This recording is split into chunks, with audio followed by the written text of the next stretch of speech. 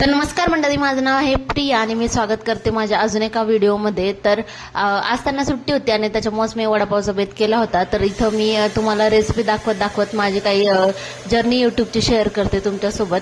तर मला यूट्यूब चालू करून 8-9 महिने झालेले आहेत आणि बरेचसे व्हिडिओसुद्धा म्हणजे 400 पेक्षा जास्त व्हिडिओसुद्धा झालेले आहेत आणि त्याच्यापेक्षा कमी सबस्क्रायबर आहेत.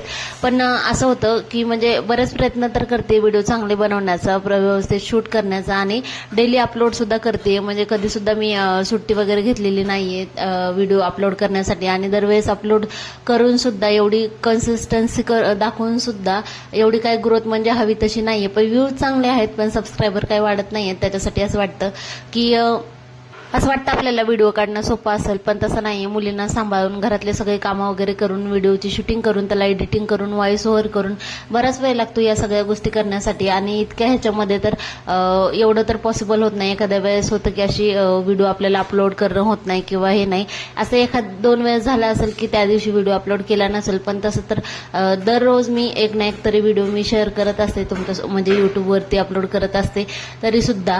तरी पण एवढ्यावरती हाण मारणार नाहीये. ज्यावेळेस मी सुरुवात म्हणजे करणार होते त्यावेळेसच मी विचार केलेला होता की जोपर्यंत मी 1-2 वर्ष जरी ट्राय करत नाही ना तोपर्यंत तर काय हार मारणार नाहीये. व्ह्यूज येऊ किंवा नाही येऊ तरी सुद्धा म्हणजे 1-2-3 व्हिडिओ माझे चांगले व्हायरल गेलेत. एका ह्याच्यावरती 77,000 व्ह्यूज आलेत आणि एका मिनी ब्लॉगवरती 18,000, एका मिनी ब्लॉगवरती 16,000 असे काही व्ह्यूज आलेले आहेत. त्यातल्या सुद्धा चांगले सबस्क्रायबर वाढलेले आहेत. 16, 17, 1800 सबस्क्रायबर एका व्हिडिओला वाढलेले आहेत.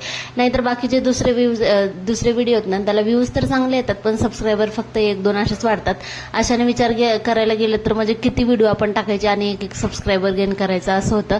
तरी सुद्धा अजून एक वर्ष तरी मी ट्राय करणार आहे. ज्यावेळेस ग्रोथ भेटली त्यावेळेस भेटली असा विचार करून माणूस दररोज काही ना काहीतरी शूटिंग करतं आणि एडिटिंग करून ते अपलोड करतच असतात.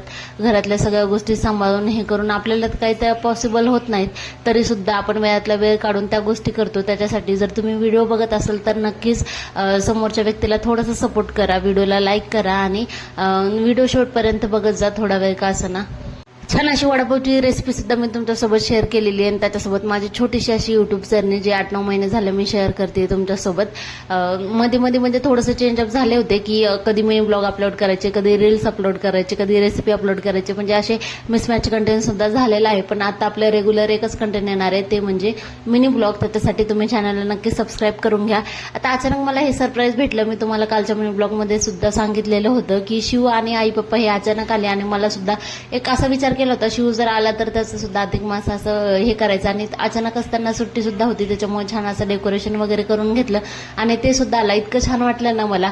म्हणजे आता त्याला 1.5 वर्ष झालं पण या 1.5 वर्षामध्ये फक्त 2 ते 3 वेळेस इकडे आलेला आहे तो. म्हणजे जवळ मी नेहमी जात असते महिन्यातून किंवा 2 महिन्यातून एकदा तरी चक्कर होती, कारण अंतर खूप कमी असल्यामुळे आणि इकडे राहत असल्यामुळे त्यांना सुट्टी असल्याच्या नंतर आम्ही जातो. आणि नेहमी काही ना काहीतरी काम पडतं किंवा काही ना काहीतरी कार्यक्रम वगैरे असतोच त्याच्यामुळे तिकडे जाण्यात येतं सारखं. त्याच्यामुळे इतकी ओढ आहे ना त्याला सुद्धा माझी आणि मला सुद्धा त्याची खूप जास्त. जरी मी आई पप्पाला वगैरे फोन केला ना लगेच आवाज ऐकून येतो आणि आत्या म्हणत असतो. आरू आणि गाथाला सुद्धा तो खूप जीव लावतो. दिदी बाळ असं म्हणत असतो सारखं त्यांना.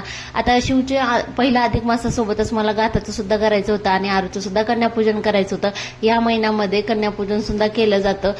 शिव हा माझा खूप लाडका आहे आणि नेहमीच लाडका सुद्धा राहील, कारण तो खूप जास्त क्यूट आहे आणि हुशार सुद्धा खूप जास्त आहे. तेवढीच मस्ती करतो आणि तेवढीच गुण करतो असा आहे तो. तर तो आल्याच्या नंतर मग आम्ही ड्रेस वगैरे त्याला आणायला गेलो होतो. त्याला घेऊन गेलो आम्ही गाडीवरती. आरू घरीच होती गाथाला आणि त्याला नेलं गाडीवरती आणि छान असा ड्रेस त्याला घेऊन आले. त्याचा सुद्धा इतका आनंद झाला ना, त्याला खूप जास्त आनंद झाला. छान असं त्याने ओवाळून सुद्धा घेतलं माझ्याकडून आणि मस्त असं तिथं बसला होता.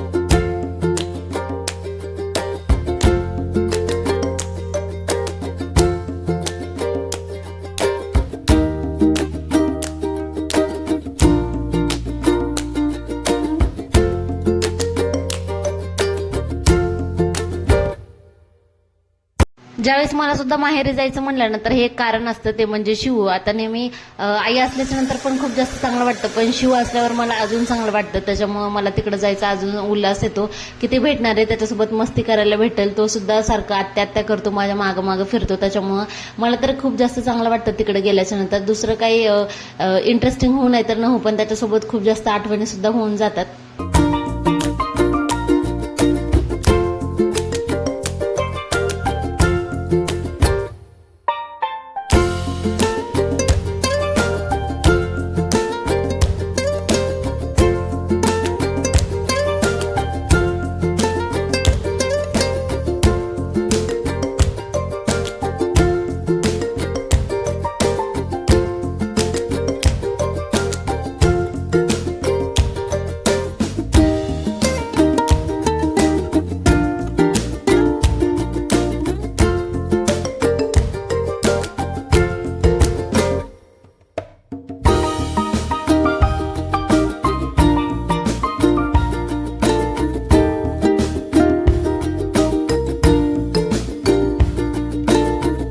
इथे ह्याचा तर ओवाळून वगैरे झालं, ड्रेस सुद्धा घेऊन झाला. आता त्याच्यानंतर लगेच पोरींची सुद्धा तयारी केली मी. त्यांच्या अगोदर पाय वगैरे धुवून घेतले गाथाचे. ती काय व्यवस्थित बसत नव्हती, कारण तिची इतकी चुळबुळ चालू होती ना, तिला उठायचं होतं किंवा त्या प्लेटमध्ये तिला साखर खायची होती. त्याच्यामुळे तिची इतकी बडबड ही चालू होती. आणि असं म्हणणं होतं की तू दुसऱ्याला घेऊ नको आत्या, मलाच घे फक्त. त्याच्यामुळे छान छान असे फोटो वगैरे काढून घेतलं. ह्या ज्या आठवणी असतात ना, ते एकदम नंतर जर जेव्हा आपण हे व्हिडिओ वगैरे बघतो ना, त्यावेळेस आपल्याला इतकं छान वाटतं ना. तुम्ही सुद्धा तुमचे जुने फोटो वगैरे बघा, इतकं छान वाटतं ना ते विचार करून. त्याच्यामुळेच ही आठवणी जमा करण्यासाठी सुद्धा माझा हा प्रयत्न चालू असतो. मुलींना सुद्धा ज्यावेळेस त्या मोठ्या होतील, हे सगळं ज्यावेळेस त्या बघतील ना, त्यावेळेस त्यांना विचार पडेल की माझ्या मम्मीने आमच्या लहानपणी सुद्धा किती काय काय गोष्टी केलेल्या आहेत आमच्या ह्याच्यासाठी. तर इथंच आपला व्हिडिओ सुद्धा संपलेला आहे. तुम्हाला जर आजचा व्हिडिओ आवडला तर नक्की चॅनलला देखील सबस्क्राईब करा आणि व्हिडिओ शेवटपर्यंत बघितला त्याच्यासाठी धन्यवाद. भेटू आपण पुढच्या एका छान व्हिडिओ सोबत. धन्यवाद मंडळी.